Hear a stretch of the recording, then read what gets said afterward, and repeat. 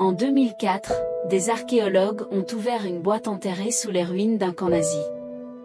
À l'intérieur, ils n'ont trouvé aucun document, aucune arme, rien de ce à quoi on pourrait s'attendre. Juste 217 disques en laque, gravés d'une musique complètement inconnue.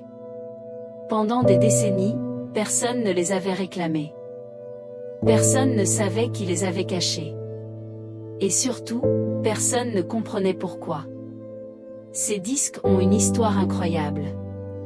Ils ont été enregistrés clandestinement entre 1944 et 1945 par des prisonniers du camp de Mittelbau-Dora.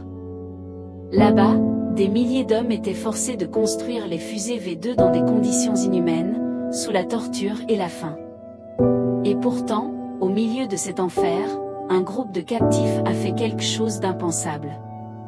Ils ont réussi à voler du matériel d'enregistrement, des pièces fragiles et précieuses, pour graver leur voix. Ils ont enregistré des chœurs, des poèmes, des danseuses. Dans plus de 12 langues différentes. Chaque disque était un murmure d'humanité dans un lieu conçu pour la détruire. Les gardes nazis n'ont jamais découvert leurs secrets. Ces enregistrements sont restés cachés sous terre pendant 60 ans.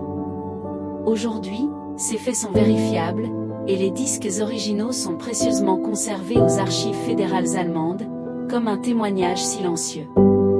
Mais c'est là que le vrai mystère commence. Un mystère psychologique bien plus profond que l'histoire elle-même. Pourquoi risquer sa vie, non pas pour s'évader, non pas pour saboter, mais pour sauver de la musique? Ces hommes savaient qu'ils allaient probablement mourir. Ils voyaient l'horreur tous les jours. Pourtant, leur dernier acte n'a pas été la vengeance, mais la création. Ce qu'ils ont fait n'était pas un message politique destiné au monde extérieur. C'était un acte de résistance intérieure. Une façon de prouver à eux-mêmes et peut-être à un futur incertain que même au fond de l'abîme, l'âme humaine refuse de se taire.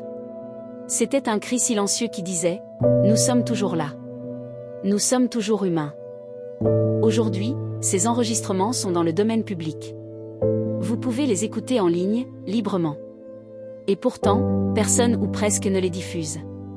Les grandes chaînes de radio ne les passent pas, les documentaires les mentionnent à peine. Pourquoi un tel silence? Peut-être parce que cette musique ne raconte pas une histoire de victoire facile, avec des héros et des méchants clairement définis. Elle nous confronte à quelque chose de beaucoup plus dérangeant, notre propre silence face à l'horreur, y compris celle d'aujourd'hui. Combien de voix sont enterrées en ce moment même, non pas sous la terre, mais sous le bruit de nos écrans, de nos algorithmes, de nos petites indifférences quotidiennes? Ces disques nous rappellent que l'oubli est aussi une forme de violence. Ce n'est pas ce qu'ils ont enterré qui nous effraie, c'est ce que nous refusons d'entendre. Abonnez-vous. Parce que l'histoire ne se répète pas, ce sont les hommes qui ferment les yeux.